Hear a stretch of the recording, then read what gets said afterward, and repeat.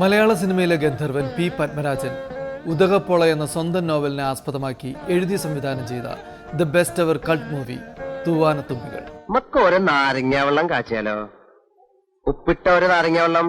മോഹൻലാലിന്റെ കരിയറിലെ തന്നെ ഏറ്റവും മികച്ച കഥാപാത്രമായ മണ്ണാർത്തൊടി ജയകൃഷ്ണനും പാർവതി അവതരിപ്പിച്ച കാമുകിയായ രാധയും സുമലതയുടെ ക്ലാരയും വർഷങ്ങൾക്കിപ്പുറവും മലയാളികൾക്ക് മറക്കാൻ കഴിഞ്ഞിട്ടില്ല. ദേവരേട്ടാ, കിങ്ഫിഷർ ഉണ്ടാ chilled?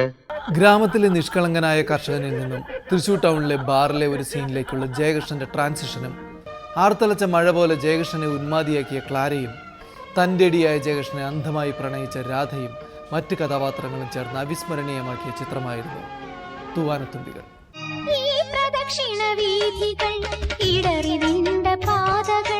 Johnson master original background score നിർവഹിച്ച ഈ ചിത്രത്തിലെ ഗാനങ്ങൾ ഒരുക്കിയത് പെരുമ്പാവൂർ ജി രവീന്ദ്രനാഥായിരുന്നു.